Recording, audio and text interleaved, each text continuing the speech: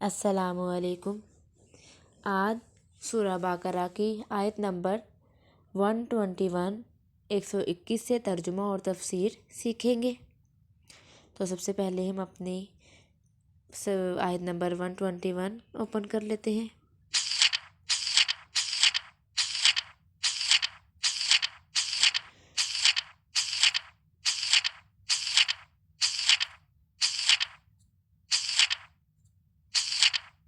جی، اعوذ باللہ من الشیطان الرجیم، بسم اللہ الرحمن الرحیم۔ الذین، وہ لوگ، آتیناہم الکتاب، جن کو دی ہم نے کتاب، یتلونہ، وہ اس کی تلاوت کرتے ہیں، اس کو پڑھتے ہیں، حق کا تلاوت ہی، جیسے اس کی تلاوت کا حق ہے۔ اولئک یؤمنون بہ، اور وہی لوگ اس پر ایمان لاتے ہیں، ومن یکفر بہ، اور جو کوئی منکر ہوتا ہے، انکار کرتا ہے اس کا، فاولئک، تو وہی لوگ، هم الخاسرون، وہ خسارہ پانے والے ہیں۔ اب اس کی تفسیر میں یہ ہے کہ اس آیت سے پہلے کی آیت میں معاندین اہل کتاب کا ذکر اور مخالفین کے ایمان سے کلی مایوسی کا بیان تھا۔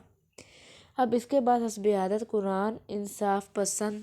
اہل کتاب کا بیان ہے، جنہوں نے حق واضح ہو جانے کے بعد جناب رسول مقبول صلی اللہ علیہ وسلم کی تصدیق کی، آپ صلی اللہ علیہ وسلم کا اتباع اختیار کر لیا۔ پس ارشاد ہے، جن لوگوں کو ہم نے کتاب تورات اور انجیل دی، بشرطیکہ کہ وہ اس کی تلاوت اس طرح کرتے رہے ہیں جس طرح تلاوت کا حق ہے، کہ قوت جو علمیہ کو فہم مضامین میں صرف کیا اور قوت ارادیہ کو عزم اتباع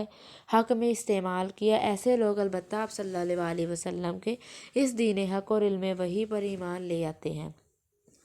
اور جو شخص نہ مانے گا کسی کا نقصان کرے گا، خود ہی ایسے لوگ خسارہ میں رہیں گے کہ ایمان پر جو ثمرات عطا ہوتے ہیں ان سے محروم رہیں گے۔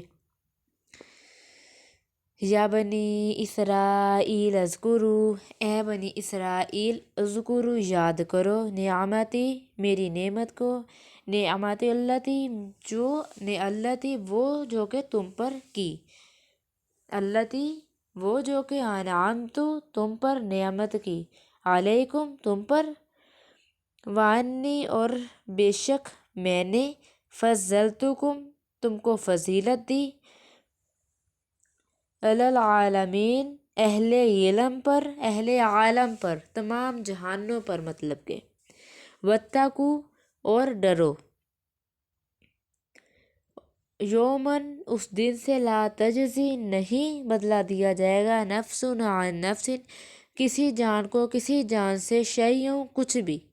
ولا یقبل، اور نہیں قبول کیا جائے گا، منہا، ان سے، عدل، کوئی عدل، ولا تنفعها،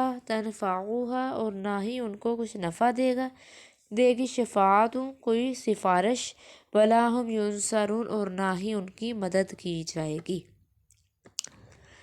اب اس کی خلاصہ تفسیر یہ ہے کہ اوپر کی آیت تک بنی اسرائیل کے متعلق جن خاص مضامین کا بیان کرنا مقصود تھا وہ تو ختم ہوئے۔ اب ان مضامین کی ابتدائی تمہید، جس کے اجمال کے یہ سارے مضامین تفصیل تھے، اس کو دوبارہ پھر بیان کرتے ہیں، جس کا مقصد یہ ہے کہ تمہید کا مضمون خاص، یعنی ترغیب کے لیے انعام عام خاص کا یاد دلانا، اور ترہیب کے لیے قیامت کو پیش نظر کر دینا، بوجہ جو ہے تکرار خوب ذہن نشین ہو جائے، کیونکہ مقصود اعظم کلیات ہوتے ہیں جن کا خود استحضار ان کے اختصار کی وجہ سے سہل اور آسان ہو جاتا ہے۔ اب جو ہے بار بار یاد دلایا جا رہا ہے قیامت کا، روز آخرت کا، اور بنی اسرائیل کے بارے میں بھی۔ اب کہا جا رہا ہے کہ اے اولاد یعقوب علیہ السلام، میری نعمتوں کو یاد کرو جن کا میں نے تم پر وقتاً فوقتاً انعام کیا، اور اس کو بھی یاد کرو کہ میں نے تم کو بہت لوگوں پر بہت سی باتوں میں فوقیت دی، جیسے کہ اللہ پاک نے بنی اسرائیل کو فرعون سے نجات دی، کتنا ظلم کرتا تھا ان کے لیے، اللہ پاک نے جو ہے وہ دریائے نیل کو چیر دیا، تاکہ 12 راستے بنا دیے کہ 12 قبیلے تھے وہ وہاں سے گزر جائیں۔ اس کے بعد اللہ پاک نے ان کے پتھر سے 12 چشمے بہا دیے کہ 12 قبیلے 12 چشمے، ہر قبیلے کے ایک ایک چشمہ ہو جائے۔ اس کے بعد اللہ پاک نے ان کے کھانے کے لیے بغیر محنت کے، بغیر کمائی کے من و سلوہ آسمان سے اتارا۔ تو اس کے بعد ان کے لیے اللہ پاک نے ایسے کر دیا کہ ان پہ جو ہے بادل چھاؤں کر کے رکھتے، ان کو گرمی نہ لگتی، اور جیسے وہ بڑھتے چھوٹے ہوتے ان کے جو ہے کپڑے بھی ایک روایت میں آتا ہے کہ ویسے ہی رہتے، کپڑوں کو بھی 1 انچ برابر بھی فرق نہ پڑتا۔ تو اتنی اللہ پاک نے ان پر نعمتیں کی اور انہوں نے اتنی نافرمانی کی، تو جو ہے اسی نعمتوں کو بنی اسرائیل کی جو ہے اس کو یاد کروایا جا رہا ہے۔ اور پھر کہا جا رہا ہے کہ تم ڈرو ایسے دن سے، یعنی قیامت کے دن سے، جس میں کوئی شخص کسی کی طرف سے نہ کوئی مطالبہ اور حق واجب ادا کر پائے گا، اور نہ کسی کی طرف سے کوئی معاوضہ بجائے حق کے واجب کے قبول کیا جائے گا، اور نہ کسی کی کوئی سفارش جبکہ ایمان نہ ہو مفید ہوگی، اور نہ ان لوگوں کو کوئی بزور بچا سکے گا۔